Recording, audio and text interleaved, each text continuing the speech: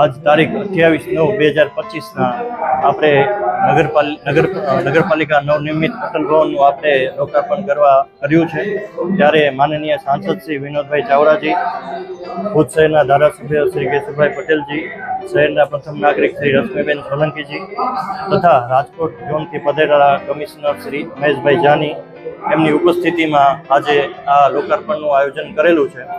અને ખાસ કરીને ભુજ નગરપાલિકા અને ભુજ શહેરને પૂર્વ પ્રમુખો 44 જેટલા મળી ગયા છે। તે તમામ નગરસેવકો અને પૂર્વ પ્રમુખશ્રીઓને અહીં બોલાવી અને એમનું સન્માન કરેલું છે। આપને બિલ્ડિંગની વાત કરું તો બિલ્ડિંગની અંદર ટોટલ 25 જેટલા રૂમો આવેલા છે। ફાયર બ્રિગેડથી એકદમ સજ્જ છે। ઉપર આપણે વોટરપ્રૂફિંગની આઇટમ લીધેલી છે। ત્યારબાદ કોઈ બુઝુર્ગ આ ભવનની અંદર આવે તો એમના માટે લિફ્ટની આપણે વ્યવસ્થા રાખેલી છે। જન્મ મરણ શાખા અને ટેકનિકલ શાખા, ફરિયાદ શાખા, તે તમામ શાખા આપણે નીચે રાખેલ છે, જેથી કોઈને ઉપર ચડવું ન પડે અને વધુ મહેનત ન પડે। આપણે આધુનિક ટેકનોલોજીને ધ્યાને રાખી અને તમામ ભવનનું આયોજન કરેલું છે। વાત કરીએ તો જી, આપણે હર હંમેશ જ્યારે હમીરસર તળાવ વધાઈ જતું હોય છે, ભરાઈ જતું હોય છે, ત્યારે આપણે મેઘલાડુનું આયોજન કરતા હોય છીએ। વર્ષોથી પરંપરા છે। તો આ ફેરે પણ આપણે મેઘલાડુનું આયોજન કરેલું છે। તે આ ભવ્ય લોકાર્પણ અને મેઘલાડુ બંને સાથે આપણે આયોજન કરેલું છે। જી ના, બાંધકામને લઈને કોઈ જ વિવાદ નથી। અમારે નગરપાલિકાને જેટલા પણ ઝોન આવતા હોય છે, ધારો કે કચ્છ ઝોનને નગરપાલિકા કચ્છ ઝોન છે તેને રાજકોટ લાગુ પડતી હોય છે। રાજકોટ ઝોનની અંદર ટોટલ 7 નગરપાલિકા આવે છે। અમારે ભાડાની નહીં પણ અમારા ઝોનની મંજૂરી લેવાની હોય છે। તો અમે અમારા ઝોનની મંજૂરી મેળવી લીધેલ છે। ઝોનવાળાએ ટોટલી કાગળિયા જે છે તે ભાડા ઓફિસ સબમિટ કરેલા છે। ફાયર એનઓસી માટે આપણે 3 વાર ચેકિંગ કરેલું છે। રાજકોટથી ટીમ આવી ચેકિંગ કરી સફળતાપૂર્વક આપણને સર્ટિફિકેટ મળેલું છે। જી,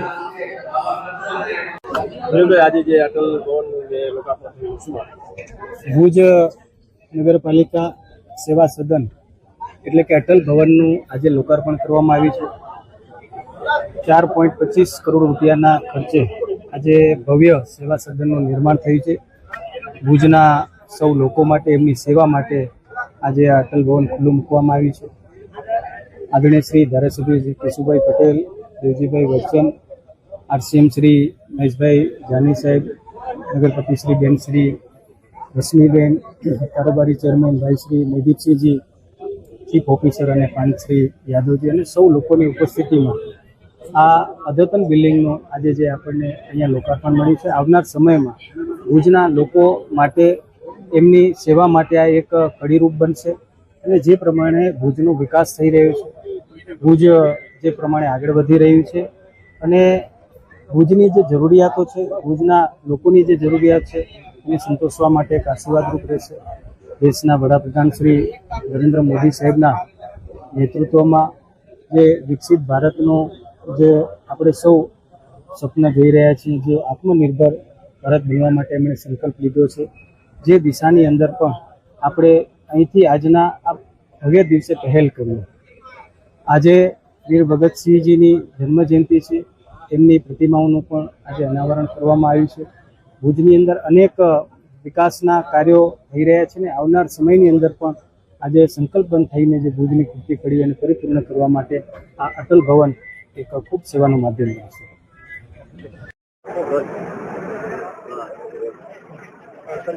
અટલ ભવનનું આધુનિક સુવિધા સાથે ભુજને મળી રહ્યું છે, આજે ભુજને નગર સેવા સદનના નામે અટલ ભવનની ભેટ મળી રહી છે। ભુજ આપણા રાજકોટ ઝોનની 7 અવર્ગની નગરપાલિકાઓ માટેની સર્વશ્રેષ્ઠ નગરપાલિકા છે। નગરજનોને સુવિધાયુક્ત સવલતો, શહેરી વિકાસની સવલતો મળે એના માટે ઘણા ટાઈમથી આ એક માંગણી હતી નગરજનોની અને મુલાકાતીઓની કે એક સંપૂર્ણ સુવિધાયુક્ત, ખૂબ મોકળાશભર્યું અને ખૂબ પાર્કિંગ, ઇવન નગરપાલિકાના કર્મચારીઓને બેઠક વ્યવસ્થા પણ સુખરૂપ અને સુવિધાયુક્ત મળે એવું નગરપાલિકા ભવન આજે ઉદ્ઘાટન થયું છે માનનીય સાંસદ શ્રીના હસ્તે। 5,25,00,000ના ખર્ચે, જેમાં આપણે આગવી ઓળખમાંથી 2,35,00,000ની સરકારે ગ્રાન્ટ આપી છે અને નગર સેવા સદનના નિર્માણ માટે ખાસ કિસ્સાની 2 કરોડની ગ્રાન્ટ આપી છે. 90 લાખ નગરપાલિકાએ પોતાના સ્વભંડોળમાંથી ખર્ચ્યા છે. આ નગરપાલિકા સેવા સદનમાં અટલ ભવનમાં 25 રૂમો છે, જેમાં મુલાકાતીઓ માટે અને કર્મચારીઓ માટે સુવિધા છે. એ સીસીટીવી કેમેરાથી સજ્જ છે. એમાં વિકલાંગો માટે અલગથી એપ્રોચ થઈ શકે એવી વ્યવસ્થા છે. ઉપરાંત નવી જે ફાયર અંગેની ગાઈડલાઇન્સ છે એ બધાનું પાલન કરી અને નગરને એક માનનીય સાંસદ શ્રી વિનોદ ચાવડાજીના હસ્તે આ બહુ સરસ ભેટ મળી છે. આપણે અત્યારે 2025ને શહેરી વિકાસ વર્ષ તરીકે ઉજવી રહ્યા છીએ, ત્યારે સરકારની જે નેમ છે કે શહેરીજનોને સુવિધાયુક્ત સેવાઓ મળે, એમાંનું આ એક સ્તુત્ય પગલું છે અને એમાં ભુજ નગરપાલિકા સહેજ પણ પાછળ નથી. આપણે એપ્રિલથી અત્યારે 10 સપ્ટેમ્બર સુધીમાં મારા તબક્કેથી જ 35 કરોડ ઉપરના નવા પ્રોજેક્ટોને મંજૂરી આપવામાં આવેલી છે. એમાં અમુક ટેન્ડર સ્ટેજે છે, અમુકના ખાતમુહૂર્ત થઈ ગયા છે. આ આપણે 2 વર્ષ ને 4 મહિના પહેલા આપેલી મંજૂરીનું ભવન 24 મહિનામાં આપણે પૂરું કરી શક્યા છીએ. એ બદલ હું સૌ નગરજનો, નગરપાલિકાના પદાધિકારીઓ અને કર્મચારીઓને અભિનંદન અને શુભેચ્છાઓ પાઠવું છું.